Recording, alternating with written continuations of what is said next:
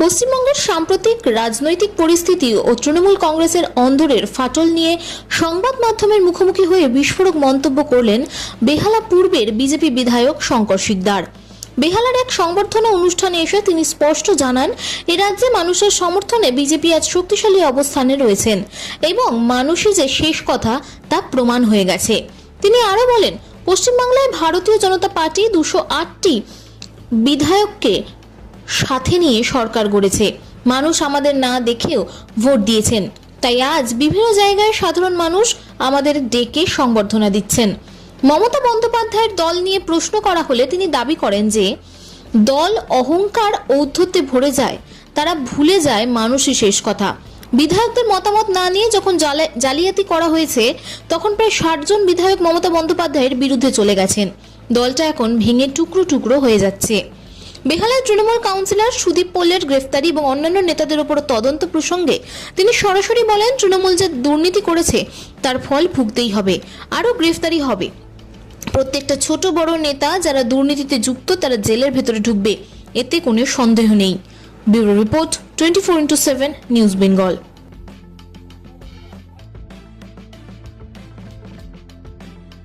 भारत माता की जय श्री राम, जय जय श्री राम। एक ही नारा एक ही नाम, जय माँ काली जय श्री राम, जय माँ दुर्गा जय श्री राम। মানুষের বড় জোশ নেই কেন? হ্যাঁ, ওই যে বাইক চালিয়ে যাচ্ছে ওর বেশি জোশ আছে, কত জোরে জয় শ্রীরাম বলে গেল। আর এখানে যারা দাঁড়িয়ে আছে ভোটে জেতার পরে এখন কি জোশ কমে গেল নাকি? হ্যাঁ, তাহলে সবাই বলবো, জোরে হাত তুলে বলবো, জয় শ্রীরাম, জয় জয় শ্রীরাম। জয় শ্রী নিয়ে পুরো রাজ্যের বাইরে চলে গেছে। এখন যে পার্টিটাও ভাগ হয়ে গেছে। বলছিল কি বিজেপিকে তাড়াবে, বিজেপিকে 4 তারিখের পরে মারবে, বিজেপিকে তাড়াতে গিয়ে বিজেপিকে মারতে গিয়ে নিজেরাই উল্টো পড়ে গেছে। উল্টো পড়ে গেছে না?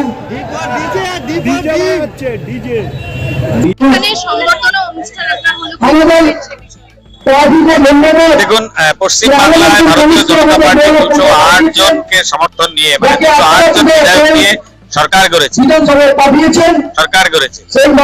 এই সরকার করার পিছনে যাদের সব থেকে বড় ভূমিকা তারা হচ্ছে মানুষ, তারা হচ্ছে জনগণ। সেই জনগণ যারা আমাদেরকে অনেক ক্ষেত্রে না দেখেও ভোট দিয়েছেন, তাই তারা বিভিন্ন জায়গাতে আজকে আমাদেরকে ডাকছেন, আমাদের সঙ্গে পরিচিত হতে চাচ্ছেন, আমাদের সঙ্গে কথা বলছেন এবং আমাদেরকে তাদের যে মনের ভাষা, তাদের যে মনের ভাব সেটা প্রকাশ করার জন্য আমাদেরকে ডাকছেন। তাই বিভিন্ন জায়গায় আমরা যাচ্ছি, তাদের সঙ্গে কথা বলছি, তারা আমাদেরকে সম্বর্ধিত করছে এবং আগামী দিনে আমরা কিভাবে কাজ করব, কিভাবে আমরা আগামী দিনে একসঙ্গে চলবো, সেই বিষয় নিয়ে তাদের সঙ্গে কথা হচ্ছে। এই যে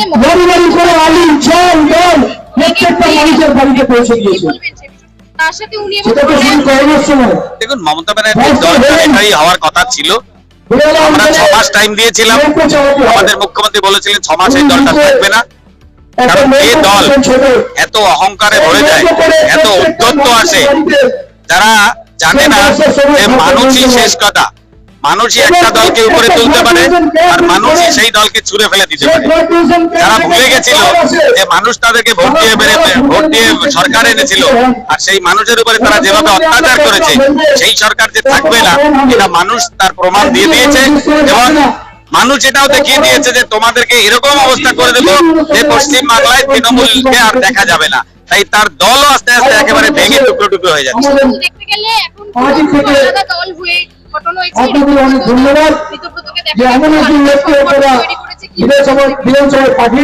এটা বেসিক্যালি খবরে ছিল, যেহেতু চুরি করতে করতে যখন বিরোধী দলনেতার নাম দিয়েছে, তার বিধায়কের সঙ্গে কথা পর্যন্ত বলেনি, তো সেখানে প্রত্যেক বিধায়কের একটা নিজস্ব ব্যক্তিগত মতামত আছে। সেই মতামত না নিয়ে তাদের নামে জাল সই করে যখন দিয়েছে, তখন যে বিধায়ক হচ্ছে সেটা মানুষের ভোটে হয়েছে, মমতা ব্যানার্জির ভোটে হয়নি, অভিষেক ব্যানার্জির ভোটে হয়নি। তাদের যে চিন্তা ভাবনা, সেই চিন্তাটা শোনার উচিত ছিল, সেটা যখন শোনেনি, তো অটোমেটিক্যালি দেখা গেছে যে প্রায় 60 জন বিধায়ক তার বিরুদ্ধে চলে গেছে, মমতা ব্যানার্জির বিরুদ্ধে চলে গেছে।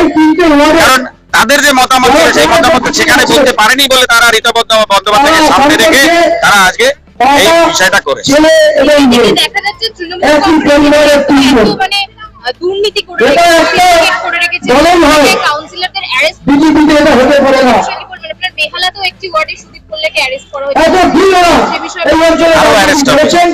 আরো অ্যারেস্ট হবে। তৃণমূল যে দুর্নীতি করেছে তার শেষ প্রত্যেকটা কাউন্সিলর, প্রত্যেকটা ছোটখাটো বড় নেতা বিরুদ্ধে আপনার নিশ্চিত থাকুন, কোনো সন্দেহ নেই।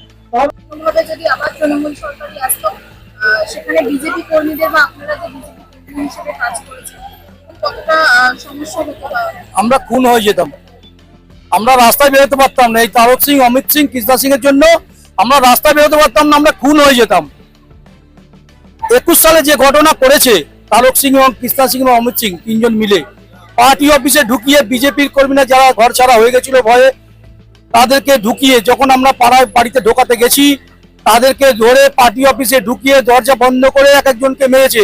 আপনারা সেসব ছবি বা ভিডিও দেখলে আপনাদের গায়ে কাটা দেবে যে কিভাবে এদেরকে মারা হয়েছে। এই তিনজন মিলে মেরেছে। এখান থেকে তো বিজেপি সরকার কোনো কিছুই করেনি, কিন্তু তার উপরেও অ্যালিগেশন আসছে এবং তৃণমূলেরই অনেক কাউকে লক্ষ্য করা যাচ্ছে 4 তারিখের পর রং বদল করে বিজেপিতে আসার কোনো চেষ্টা করছে, যেটা বিধানসভার যে বিধায়ক শঙ্করদাও বলে গেলেন। সে বিষয়ে কি বক্তব্য, সেটা নিয়ে কোনো সমস্যা আপনাদের হচ্ছে? দেখুন, আমরা যে গন্ডগোলটা আপনারা দেখছেন বা ওরা বলছে, সে গন্ডগোলটা তৃণমূলের সঙ্গে তৃণমূলের গন্ডগোল, বিজেপি করবেন না। আমরা তো সেই সময় কে কোথায় এজেন্ট বসবে সেটা আমরা ঠিক করে উঠতে পারছিলাম না।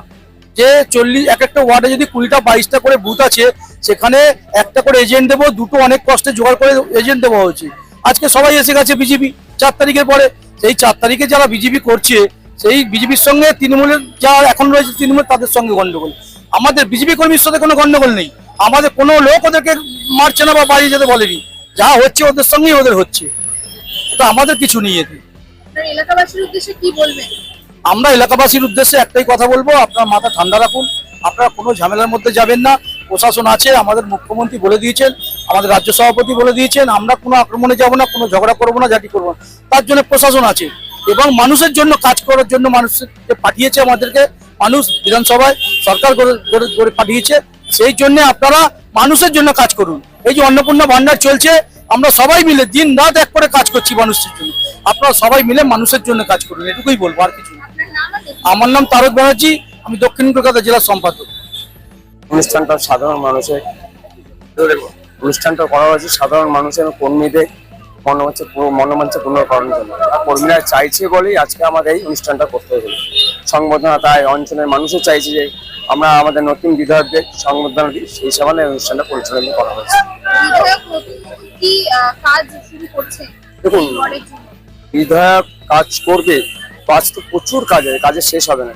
কিন্তু বিগত দিনে যারা কাজ করে গেছে, যে কাজগুলো করে সেই কাজগুলো তারা কি করে গেছে এখনো বোঝার সময় হয়নি।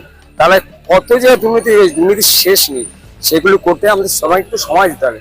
সরকারে এসছে, নিশ্চয়ই ভালো কাজ হবে আশা করি। দেখতে পাচ্ছেন নতুন নতুন সব সরকার থেকে স্টেপ নেওয়া শুরু হয়ে গেছে। তা আশা রাখি আমরা আগামী দিনে ভালো ভালো কিছু পাবো, কিছু পেতে চলেছে। না, দীপঙ্কর বণিক আমার এক্স মন্ডল সভাপতি এবং জেলার এখন এক্সিকিউটিভ কমিটির মেম্বার। আমি নবনীত ভতিকা, আমি এক্স ভাইস প্রেসিডেন্ট আমাদের মন্ডলের। আমাদের এখানে উদ্যোগ আছে যে আমাদের এখানে প্রচুর মাত্রা এখানে বেআইনি কাজগুলো হয়েছে। আমরা সেই বেআইনি কাজগুলোকে বন্ধ করাতে চাইছি। টিএমসির টাইমে সিন্ডিকেটগুলো এখানে পুকুরগুলো মাটি ফেলে ভরাট করে ওই মাটি অন্য লোককে দিয়ে ব্যবসা করছে, সেই ব্যবসাগুলো আজও চলছে। তার আগেন্সে আমরা অনেক অ্যাকশন নিয়েছি, পুলিশ কমপ্লেন্টও করেছি। যে জিনিসগুলোকে আমরা একটু ভদ্রভাবে পুলিশের সাহায্যতে, আইনের সাহায্যতে একটা জায়গা নিয়ে আসার চেষ্টা করছি, আর একটা জায়গাতে নিয়ে আসতে পারবো। প্লাস এরা অনেক জায়গা বেআইনি ভাবে দখল করে রেখেছে, সেই জায়গাগুলোকে আমরা খালি করাচ্ছি। আমরা সবার কাছে এখানে যতগুলো মানুষ আছে সবাইকে একটা জিনিসই চাইছি যে আপনারা আমাদের কাছে আসুন, আর যদি আপনাদের নলেজে যদি কিছু থাকে যে এখানে কোনো বেআইনি কাজ হচ্ছে সেটা এসে আমাদেরকে জানান, আমরা তাদেরকে সাহায্য করবো, আর যতগুলো বেআইনি কাজ সেগুলো বন্ধ করবো। Thank you. Navneet Bhatika, vice president, Mandal 1।